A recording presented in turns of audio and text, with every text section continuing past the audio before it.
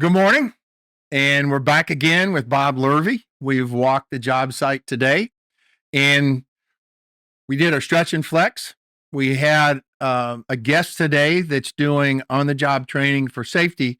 We were trying out in the stretch and flex. We had a little morning huddle with them to discuss on-the-job training for safety.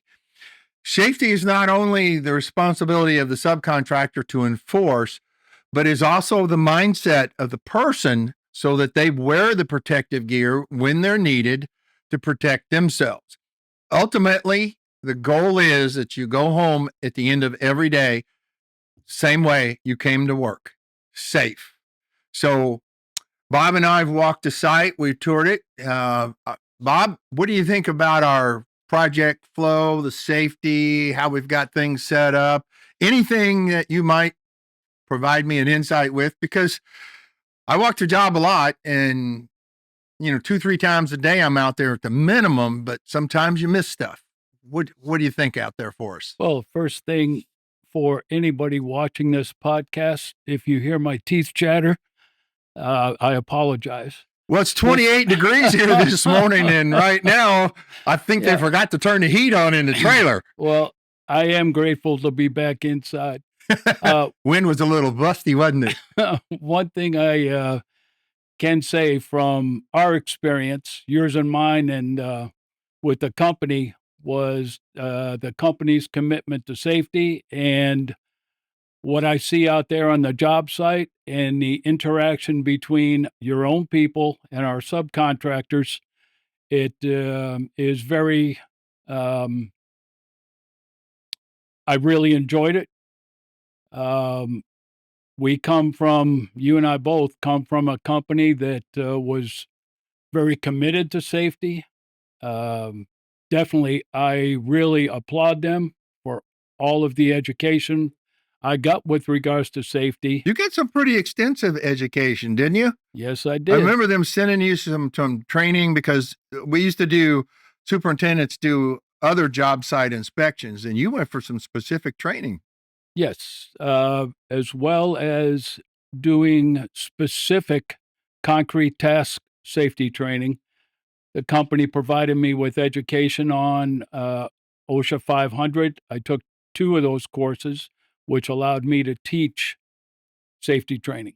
I remember you were pretty thorough at it. Well, I really enjoyed it, and I saw the benefit of it when I did safety audits and when I was able to apply it to my own jobs. So a safety audit, just so everyone knows, is where we did the specific inspection. One superintendent, a PM, and other people went to another job, and we had a multi-page audit form that we followed. And we went through the job, inspecting it and checking it. And the purpose of it wasn't to beat anybody up. It was to teach people, to inform them, to help them understand, and then help the safety compliance of the overall project. Now, you had some specifics that you used to do for that. The advantage to doing that was we usually had a safety officer with us, and having one of our corporate safety officers, and being as a superintendent, safety officers have one way to look at a project, an activity, and the safety requirements or safety practices that you'd want to see. And then as a superintendent, we know on the construction side, we may not see it exactly the same, and we come up with an alternative that may be more advantageous than just going by the OSHA book. Right. It's still compliant. Yes, that is But sometimes you can't follow the letter of the law. You have to work a little bit to get it compliant because the OSHA book doesn't always fit everything. It's a guideline, and it is very helpful in reducing the amount of injuries on the job overall across this. Yes, absolutely. And our company's zero harm program really is an advantageous one and does create an awareness that most people don't get when they go on other projects with other companies. So zero harm. Tell us a little bit about zero harm in itself. Well, the idea is that regardless of the size of the project, part of when you look at, as a superintendent, buildability, you're building your safety program as you look at how you build your building. I remember that because when I used to do multi-story buildings with concrete slabs, we had perimeter work. And when we poured the concrete for the deck, we put a safety clip connection every so many feet around the perimeter and in front of the elevator and in places in the stairs. So the guys could literally go up, clip in, and they were tied off. And they could leave that there throughout the course of their work and come back and forth. Absolutely correct. Yeah. And that goes the same too. When you had a vertical horizontal concrete job, you could put drop-in anchors in your column forms. And that way you come by with your eye bolt, you can put your safety cabling in, and you got your perimeter protection in place. Yeah. I remember we were doing a job on a multi-story building, you and I were, and we had fall protection in place. We were doing an exterior curtain wall system, and one of the guys fell.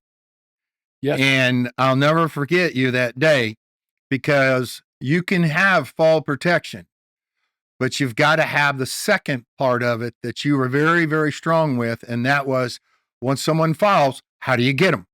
You've got to have that section ready. And you had it. You had a snorkel lift. You went over, picked the guy up, got him from the harness, and let him back down. And you don't realize hanging in a harness for a while isn't always the best thing for you, particularly if you don't have the leg supports that you can put your feet into to relieve the pressure on you. Mm-hmm. Correct. That was a real good one. I learned a lesson from you that day. Well, and so the attention to safety on your project is exemplary, Joe. I commend you and also your subcontractors and your own people. Well, we have meetings every morning in our huddles that you saw this morning, and we do talk about safety every morning. Each different aspect of the project, and safety first. You mentioned a little bit earlier, and there's a program that we've followed in the past called Ladders Last, and it works very well because on those multi-story deck buildings and in different places, you either use a dance floor or you use a scissor lift. Instead of ladders. Outside the building, you don't climb up ladders. You use stair towers, and you must have at least two means of egress, depending on the size and shape of the building. It could be 3 or 4. But you have also the ability to reduce ladders. So you do the scissor lifts, and then you do a rolling scaffold system or a Baker scaffold system. And then the ladders are last. And we used to do permits for ladders to make sure that the persons came to us, the individuals, and asked us questions so that we could figure out, do we have to use ladders? Can we do something different? And that reduced a lot and it also, you won't believe it, but running a scissor lift instead of a ladder is faster production. And the one thing that I always did was once the slab was poured, once it hit cure, I call the engineer and say, this is what we're putting on your slab. Is it acceptable? And he would sign off and say, this is acceptable. Go ahead and use them. Just keep them X feet apart. We set big, heavy window closures with the special machine. And I sent that drawing to the engineer. It was great because it lifted it up, put it in place. Everybody was safe. Mm-hmm. Well, I think that and the point loading also is imperative to go to your engineer because at the same time you are putting men and equipment up on that deck. You're also stocking drywall, pipe, whatever else you might need to complete that interior build out. So it is imperative to get that sign off from your engineer as to what's going on that slab. Right. So you were fortunate. You went through some training courses. And this person we have today that's doing on the job training for safety for the teams, he's walking the site, checking things out, looking for things that have problems or need attention that they may not be paying attention to while they're working. And you had a lot of training for that. And A lot of mine came from OJT and attending courses for specifics, scissor lifts, buck hoist, scaffolding, um, masonry work, anything that has to do with aerial platforms, swing stages. We all were certified in assembly and removal and placement and operation. Joe, How do you? we are one of the few people in the United States that were trained as an alley Mac operator. I have that certificate to this day. I got the Alimax, the buck hoist as they call it here. Mhm. I have that certification in the swing stage. I spent 6 weeks on my own learning the scaffold systems to pass the test. Now, I didn't do the OSHA 500s, but I've done the 30 a number of times. And each time it changes a little bit with its stuff. But OJT, that is on the job training that really is more helpful to some people because they can see it, what they're being talked about, and understand it. Mm-hmm. It's something else. So we talked about today team selection for a project a little bit earlier. And when you select a team, you're looking for their work history, their personality, their experience, so that you can select them for a specific project. And that's, if you put that team together, you have a cohesive team that works, because each member of the team needs to do a little bit of each other's project area work to help the team out and understand it. I'm not saying a superintendent should know everything a PM works or a PE or a field engineer works, but they got to have a little bit of knowledge of it to make sure they're getting their material, it's being challenged, it's being put together right. Have you ever had one of those jobs where it didn't have a good team selected? In my experience, I was not in a position at the onset where I could pick and choose people like you're talking about. Yeah. Pretty much, I would end up being a part of a team chosen to do a job by project exec, project manager, so on and so forth. So the challenge still is, as a superintendent and as the facilitator, not only for the job, but for the project team, your in-house team. And when I talked earlier about my educational background,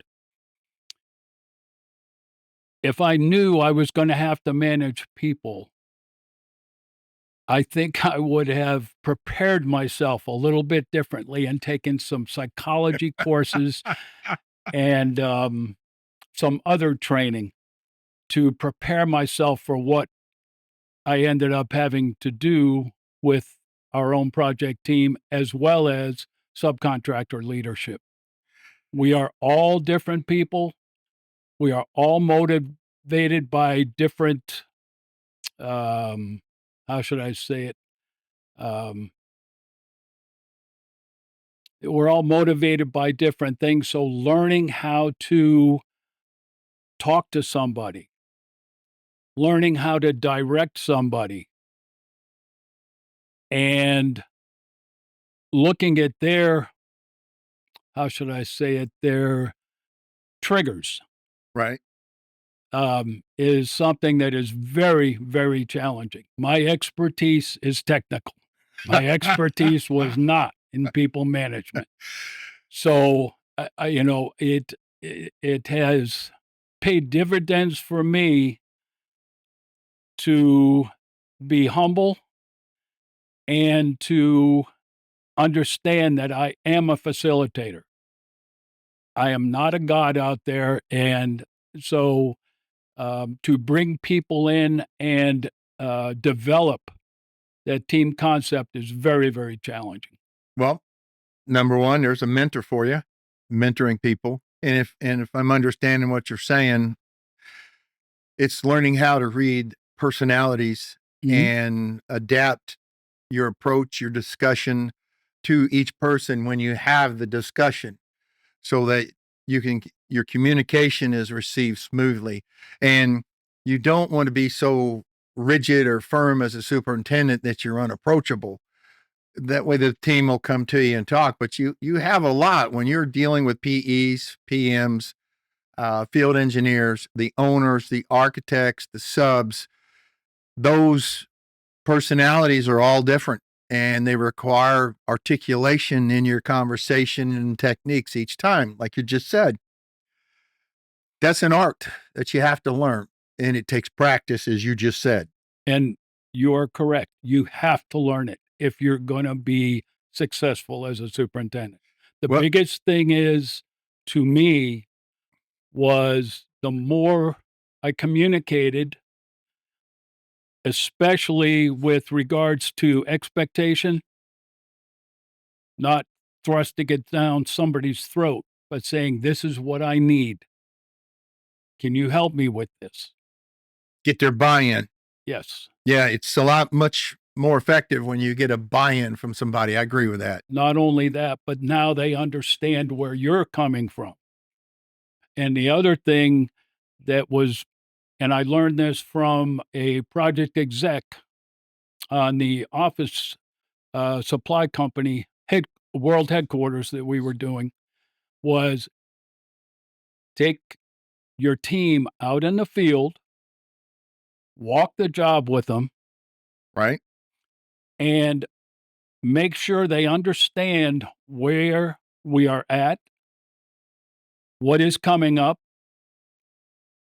give them a feel for how important their part in this success of this job is going to be. Yeah.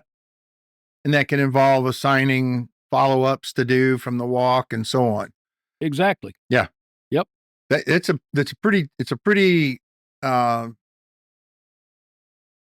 don't know how to say it, where you just have to learn and figure it out when you're talking to the people. There's no written guidelines like in OSHA. No, it's not. Nope. And sometimes it's not easy, but it has to be done Right. if you're going to be successful. And that's all part of relationship building. It's Mhm. in even your team that you work with in the field, in the office, that's a relationship building. And sometimes, I found out that you take them to lunch one on one or as a group, and you sit down and let the hair down and just have a discussion of whatever they want to talk about. And they turn their cell phone off, leave it alone for a minute. Let's just have a little good fun.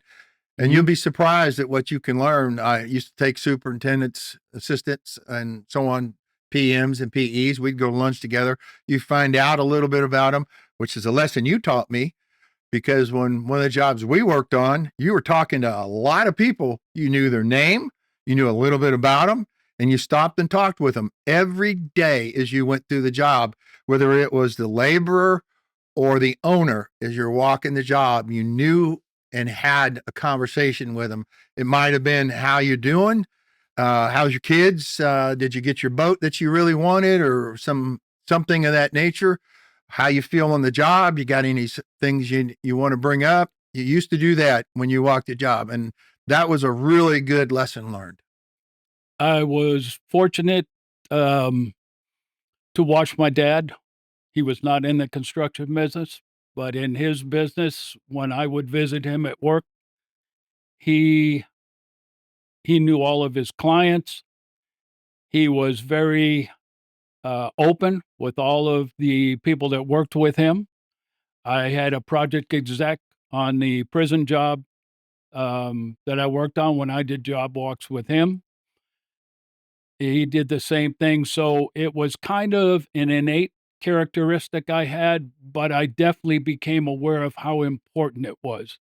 And the most, with regards to that, it's very important as a superintendent. We get so mired down in problems and problem resolution.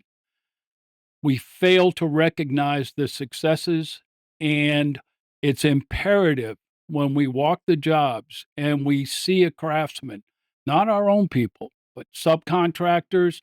It could be, as you say, a laborer who's doing a good job. You acknowledge them. Yes. You give them a pat on the back, or just that I am a firm believer that acknowledging somebody verbally Mm-hmm. means as much to them as money in their pocket. Yes. Show appreciation. And they'll return that to you. I was on a project where we had shaft cavity walls for plumbing rough-in, and they were hanging drywall, and a laborer that was just doing general cleanup, came up and told me, and they said, "Hey, they're closing that wall up and the clean out covers are not on." Wow. And I said, "Thank you." And I appreciated it. I went around the other way, wiggled my way into the cavity wall, and walked down there. Now, I'm not a small person when you got 12 inches of clearance between the studs. But I wiggled down through there, took my flashlight, went in there and checked. And sure enough, there were 6 of them missing. And I marked the measurement of how far in and went around and said, "Okay, guys, let's take the drywall off." And the plumber had to put the caps on. They don't sound like much, but that's a smell in the building you'll never get rid of. I don't care how much deodorizer you use, but that's something that's important to get done. And that relationship is what took care of that problem. And I appreciated that. Not only that, because to me, that was a major incident. It's the same thing as missing rebar or safety items that need to be addressed. I like to give them a little thank you of some sort, whether it's a gift card or something, for paying attention and helping out with the project. Well, that's how you create. Everyone on that job needs to have a stake in that project, or else you're not going to be successful. Yep. And that's translate to your field team as well. Yeah. That kind of acknowledgement, and it goes a long way. Yeah. And, your technical and versus behavior areas where you field experience, being able to read the plans and the specs and understand them and know them.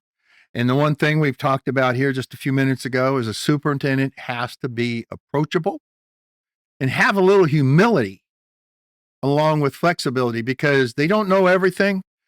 And when they're flexible, because you and I both know when you build a job, it ain't perfect all the way through. Mm-hmm. Then you wind up with surprises. People are late, equipment's late, workarounds need to be provided. The teams that come to you, if you're not approachable, they're not going to come to you and talk to you about a problem. They're just going to let it go away and get buried or find it later, and it becomes a bigger problem. Mm-hmm. And because we are not gods as superintendents, we are facilitators. And we have to recognize there is a tremendous amount of knowledge out on our job sites. And the team members, yes. And that flexibility, it's one thing to beat schedule. There are people on those jobs, if you create those relationships, will come up to you and go, "Hey, this might be a better way to achieve this schedule goal if we do it this way." Yep. And buy-in goes again. Right. And, Yep. So the flexibility and the relationships are imperative again. and superintendents have the daunting task of, well, it's not daunting. They have the task of, It is daunting, Joe. well, sometimes it's been that way.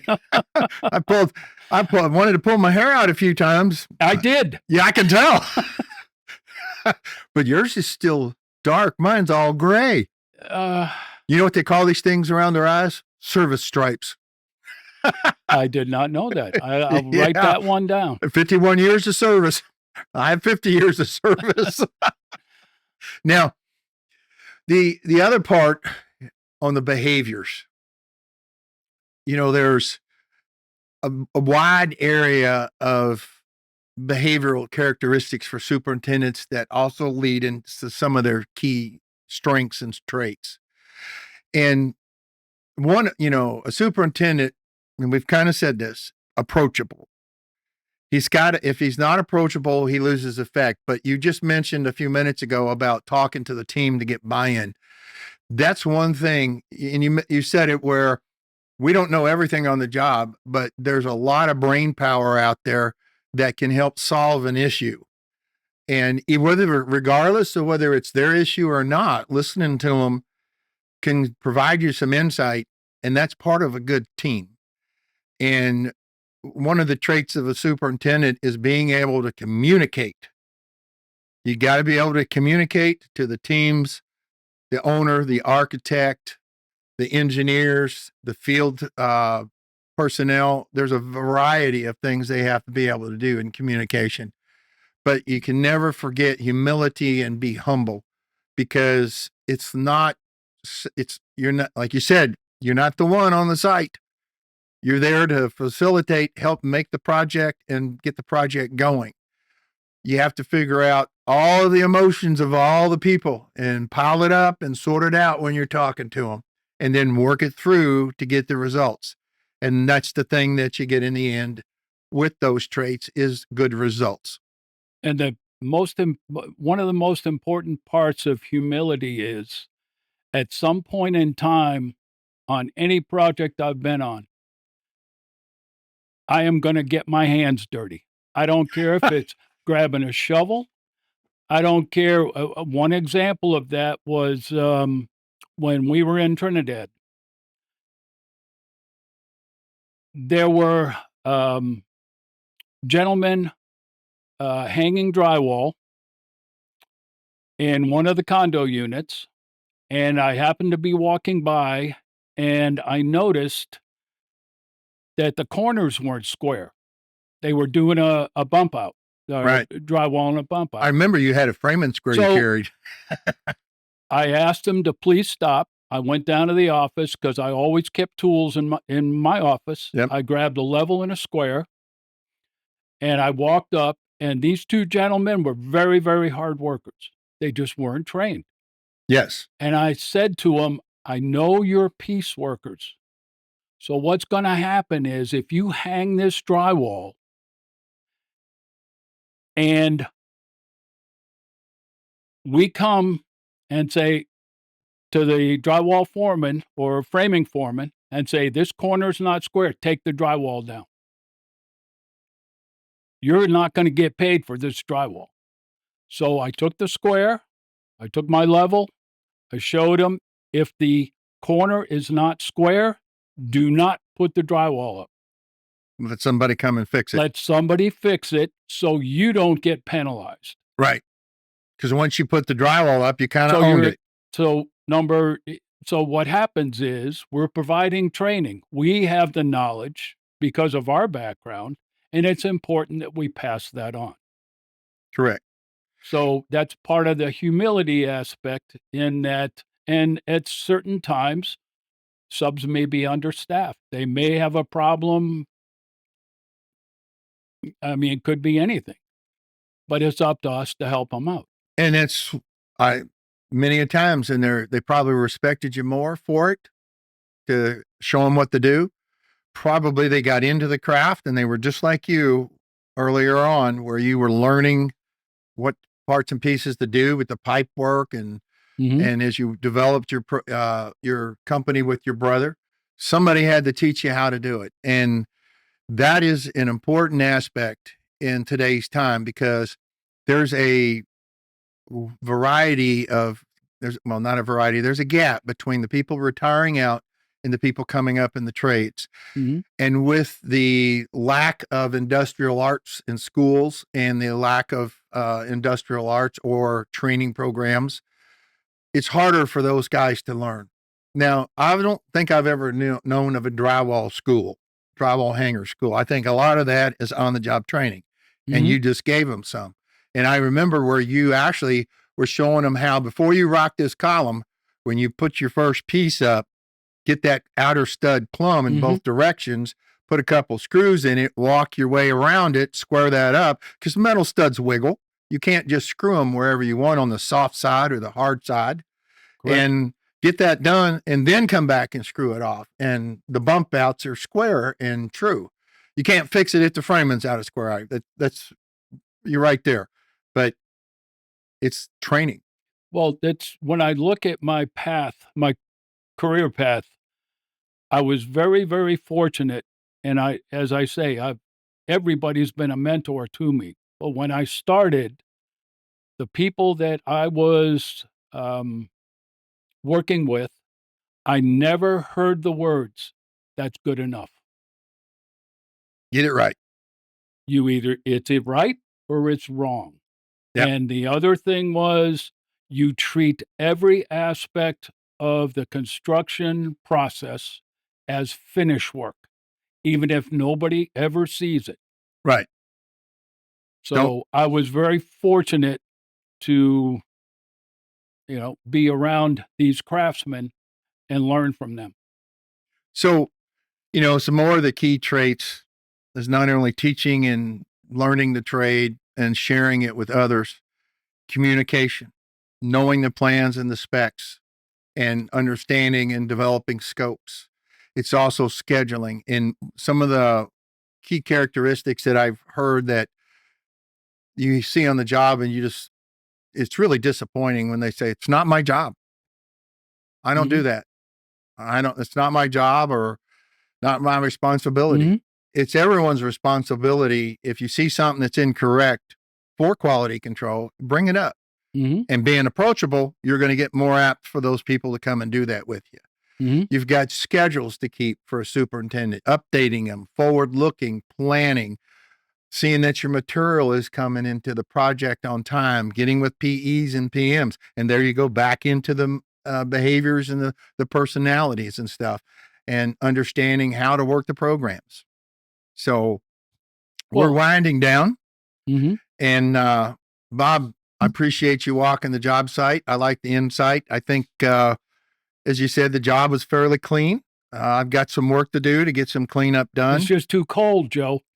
Well, I've already asked them to turn the heat on here because I can see your coal sitting in this office trailer at 28 degrees in the morning. And I think the heat might be broke because the only thing we really use here in Florida is air conditioning.